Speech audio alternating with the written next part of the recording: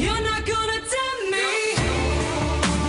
You'll never forget me. Welcome back to the Reality Guys. I'm your host, Billy Blinks, joined as always by my co-host, Brian. Hello. As you can see here in the title, we are here to talk Temptation Island. Brian, what week are we on now? This is week 6. We're on week 6. This is season 4 of Temptation Island. A theme really this episode, Brian. There was some professed love on this episode. Lascelles told Trace that he loved her. That thing is just accelerating at a crazy pace and taking a lot of turns.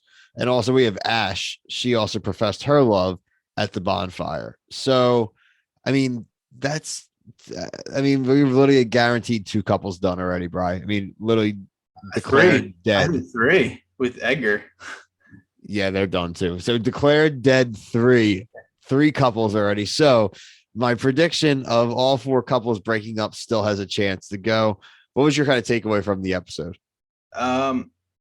Lascelles, man, like we talked about last week, completely. You shouldn't have said that. Just keep that to yourself for like at least another week. Yeah, It's too much. Like Ash's situation, he wasn't there, so like it's not as bad. I don't think because now we heard Trace knowing that. It's just I don't know, and I don't know if they can I don't know if a bonfire can be on a bonfire. So it's true. So I don't know. Like that's like an inception within an inception type of thing. I just don't know. But I thought it was a good episode. We had some time travelers. We did. We had 2 new players enter the arena after the elimination. Now, Brian, you're a little bit more familiar with these since you actually watched since that season. So why don't you tell us about our 2 new entrants and what you think they may add to this equation? So before I say it, Bill, because I think last week you said we're going to get a toga party at some week.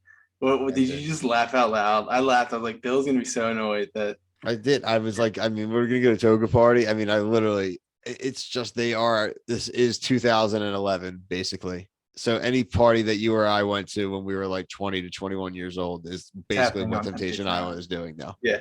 So this toga party, that was for the guys.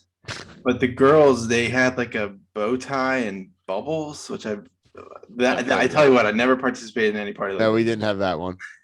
But so Deke, this guy from season 2, he had like a love triangle with one of his friends. I don't even remember their names, but he was the lesser of the 2, obviously, because that's why he's back on the show. He lost. And people, I think it was Iris, is like, I follow all of his stuff, and I was like, this guy was very forgettable. Like, I don't think he was. He's acting like he's like he was a celebrity. I was like, no.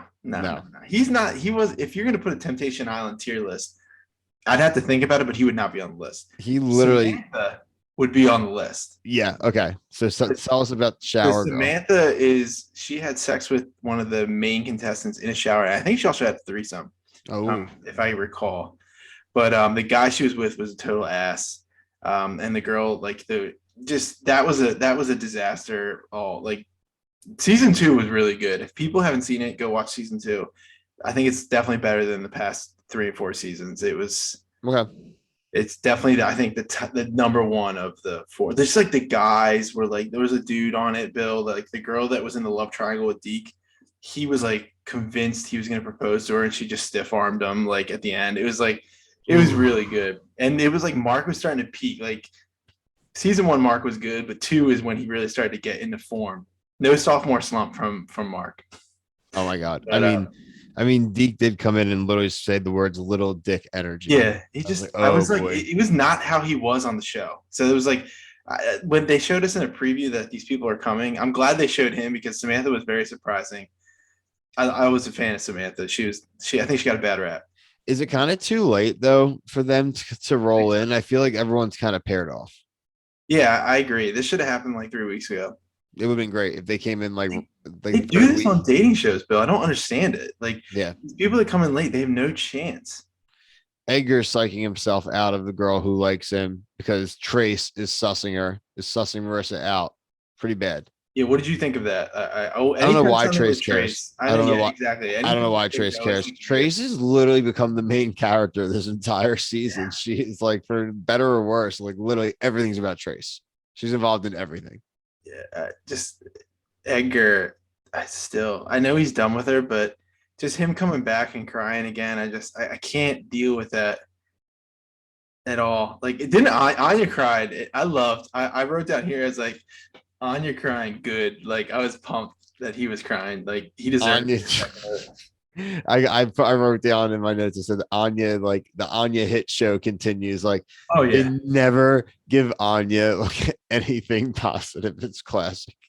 Because yeah, he set himself up for failure. Should never run on the show. It's like the worst thing he could have ever done for his life. And he's just taking the hits week after week and like scene after scene. They don't show so many other things they could show on his bonfire, and they always just show some awful thing he's admitting.